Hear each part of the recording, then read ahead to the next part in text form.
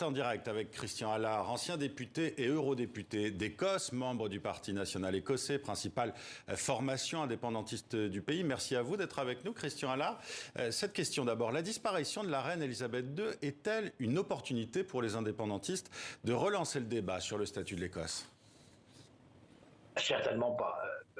La disparition de la reine, nous l'avons connue très, très profondément et c'est quelque chose avec beaucoup de respect.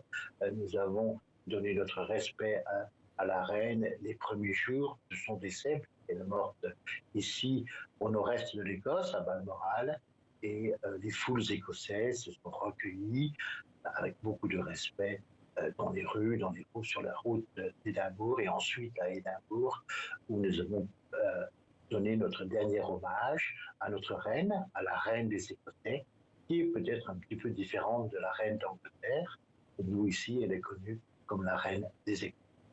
Christian Allard, pour être très clair, et on vient de l'entendre, être indépendantiste en Écosse, ça ne veut pas dire forcément être anti-monarchiste. Une majorité d'Écossais, je le rappelle, reste favorable dans les enquêtes d'opinion à la monarchie britannique.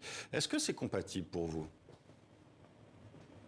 C'est compatible de fait, puisque la reine est maintenant le nouveau roi, Charles III, il était et il est maintenant chef d'État de beaucoup de pays à travers le monde, comme l'Australie, comme le Canada. Donc c'est tout à fait compatible à une indépendance de l'Écosse.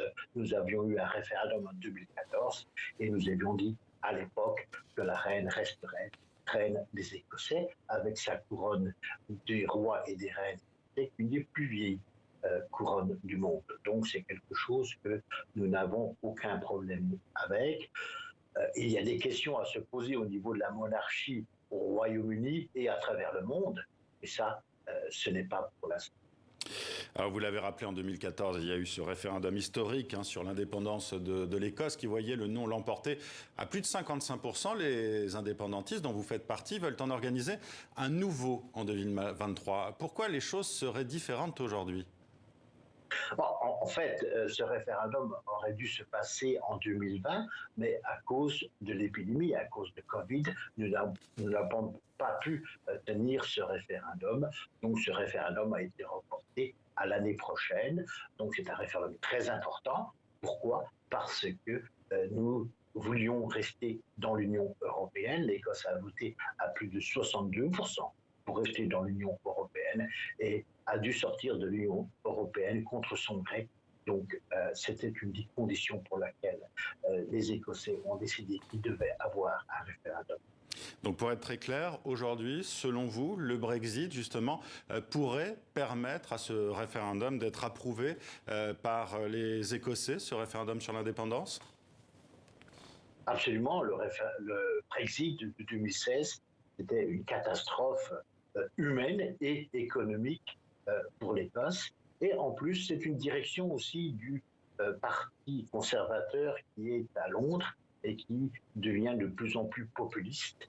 Et nous, ici en Écosse, nous sommes très européens, très sociodémocrates, et nous ne voulons certainement pas continuer dans cette ligne populiste. Et nous sommes un petit peu garants en Europe et certainement au Royaume-Uni de cette société social-démocrate qui est contre le peuple.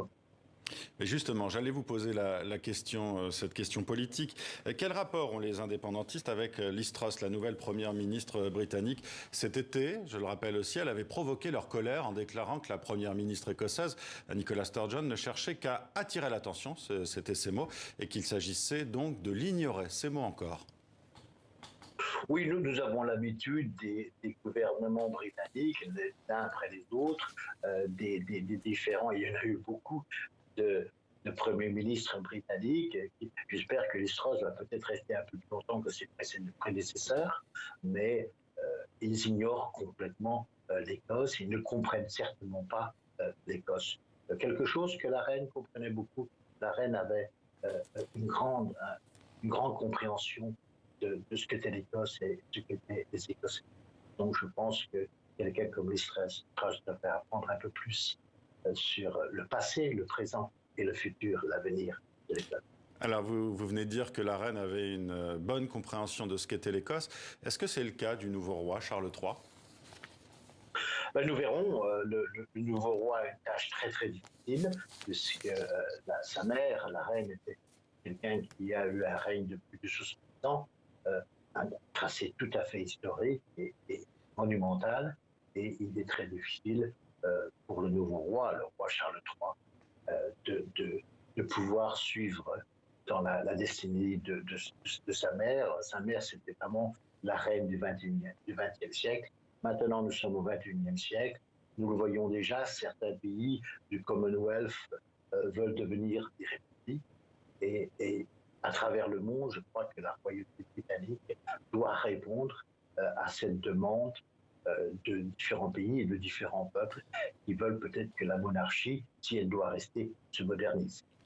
Merci à vous, Christian Allard, d'avoir répondu à nos questions et c'est